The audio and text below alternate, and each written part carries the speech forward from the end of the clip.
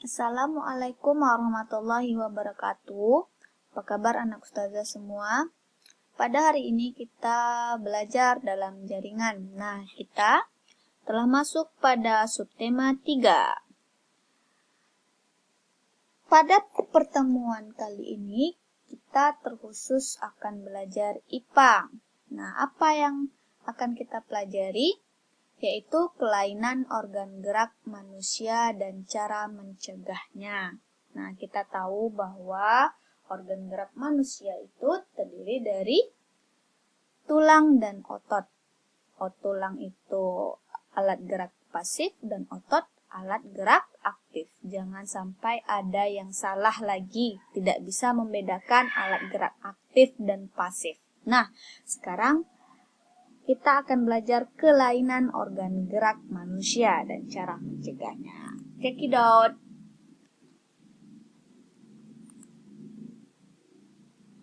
Yang pertama, kelainan pada tulang. Sebagaimana kita ketahui, tulang itu alat gerak pasif. Nah, apa saja kelainan pada tulang? Yang pertama itu ada fraktura. Fraktura itu bahasa Latinnya dan bahasa Indonesianya patah tulang.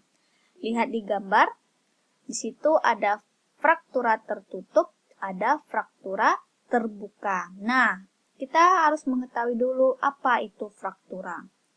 Fraktura adalah kelainan pada tulang akibat kecelakaan baik kendaraan bermotor atau jatuh. Nah, fraktura ini ada terbagi dua, tertutup dan terbuka. Bagaimana fraktura tertutup?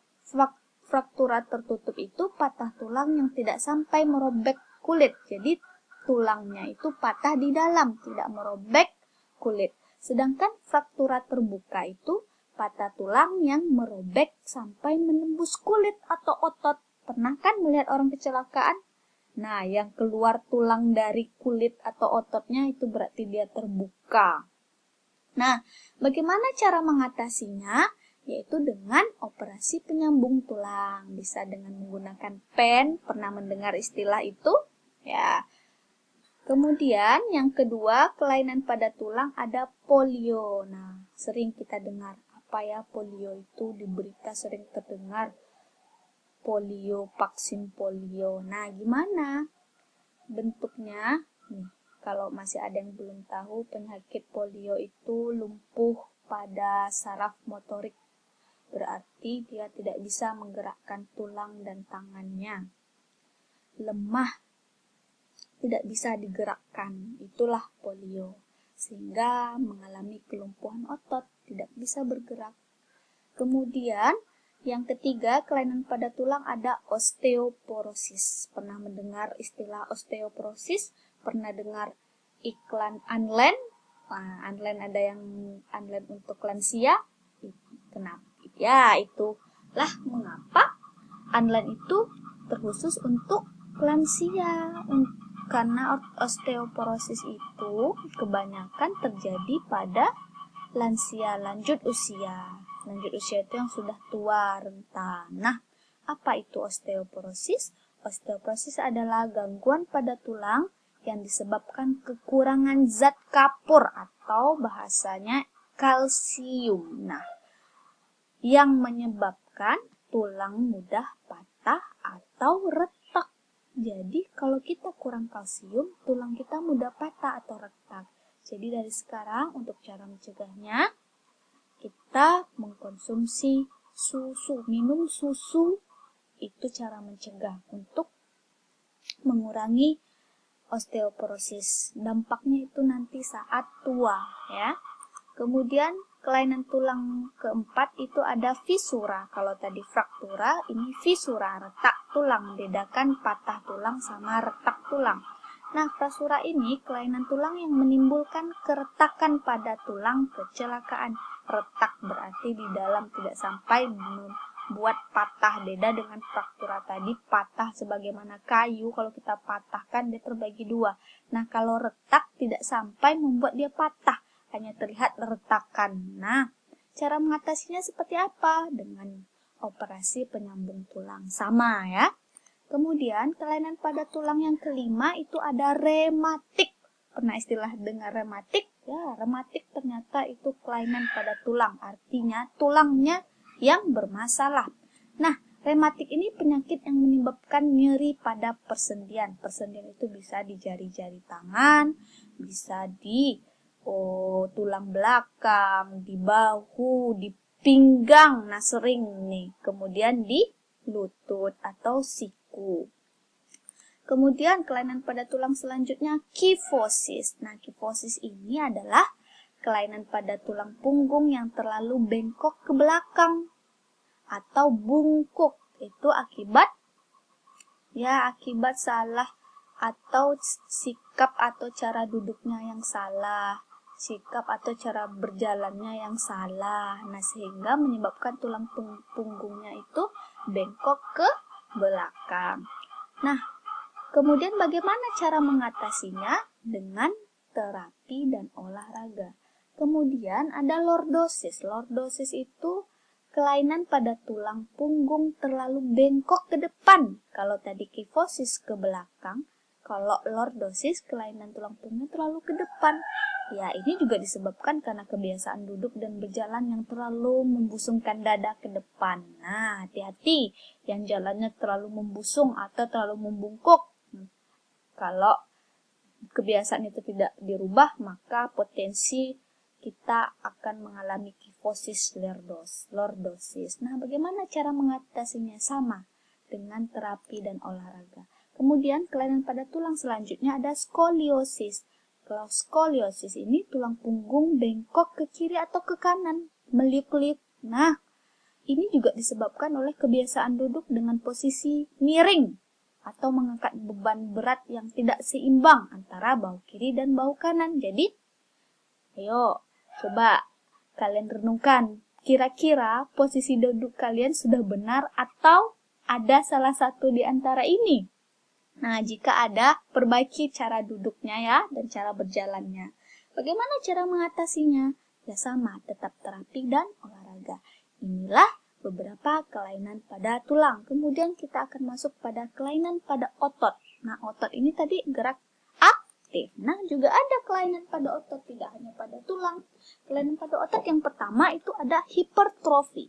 Hipertrofi itu kelainan otot yang membesar dan menjadi lebih kuat. Karena sel-sel otot yang diberikan kegiatan aktivitas yang terus-menerus secara berlebihan. Kita gym, nah dipaksa otot itu sebagaimana harus besar, harus berisi. Itu juga tidak baik ternyata. Kalau olahraga gym ya sekedarnya saja, jangan terlalu berlebihan. Ini biasanya dimiliki oleh atlet binaraga. Kemudian ada sakit pinggang. Siapa yang pernah sering merasakan sakit pinggang? Sakit pinggang ya pasti dong terasanya di pinggang sakitnya ya. Ini disebabkan karena otot-otot dan ligamen di sekitar pinggang itu merenggang. Nah, sehingga menyebabkan sakit pinggang. Ini bisa terjadi karena mungkin kita mengangkat beban yang terlalu berat. Bisa juga terjadi pada saat orang hamil dan obesitas. Obesitas tahu terlalu gemuk, berat badannya terlalu besar. Nah, kemudian kelainan pada otot selanjutnya atrofi. Apa ya atrofi? Perhatikan. Beda dengan polio, atrofi itu apa?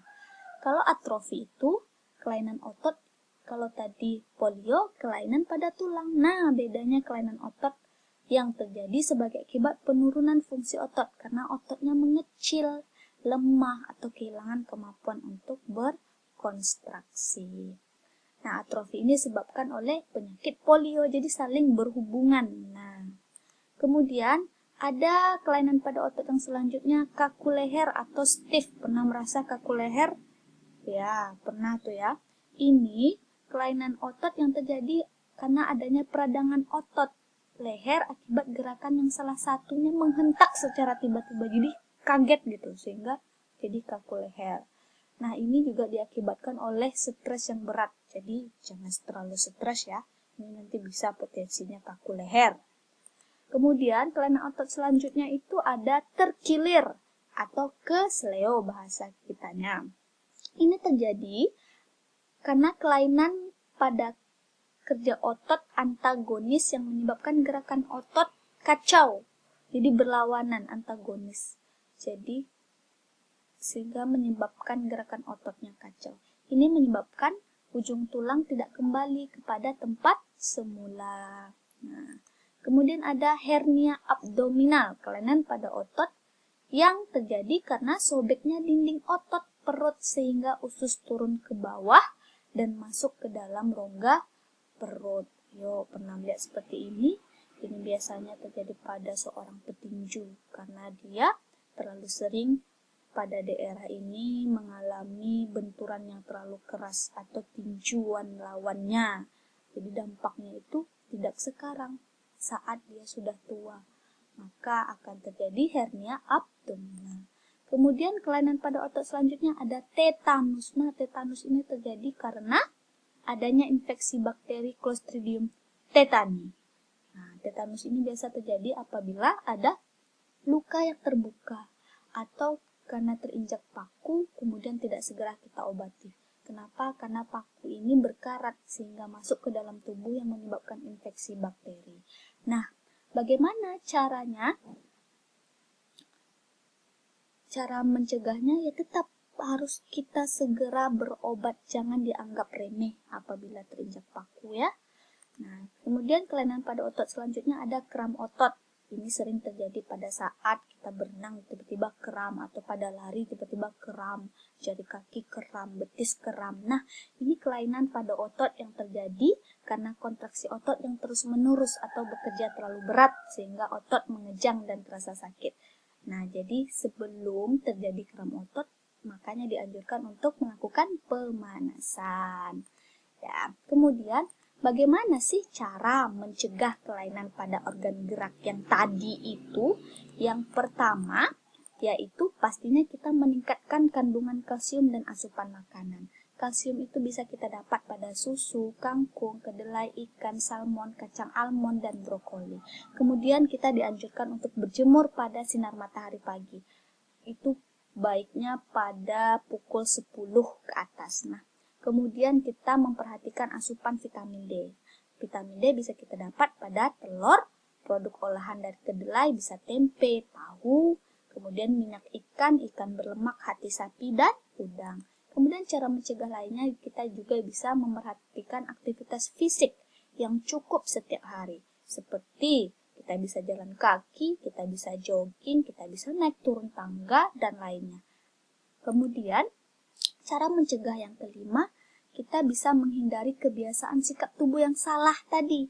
Nah, seperti cara duduk yang benar, dengan tulang belakang yang harus dalam keadaan posisi tegak, tidak membungkuk. Kemudian saat tidur sebaiknya memakai alas yang datar dan padat agar posisi tulang belakang tetap lurus. Jadi, inilah cara mencegah pada kelainan pada organ gerak. Kita bisa mengatasi, kita bisa mencegah. Nah, jadi lakukanlah hal-hal yang ini untuk mencegah kelainan pada organ gerak agar kita tidak terjadi kelainan pada tulang atau otot. Sekian penjelasan dari Ustazah. Jangan lupa selalu menjaga jarak, memakai masker, dan selalu mencuci tangan. Ingat, catatan akan Ustazah periksa. Dicatat, jangan lupa. Ini bahan pembelajaran untuk ulangan harian ketiga. Selamat belajar, semoga Anda semua memahami apa yang Ustazah jelaskan. Assalamualaikum warahmatullahi wabarakatuh.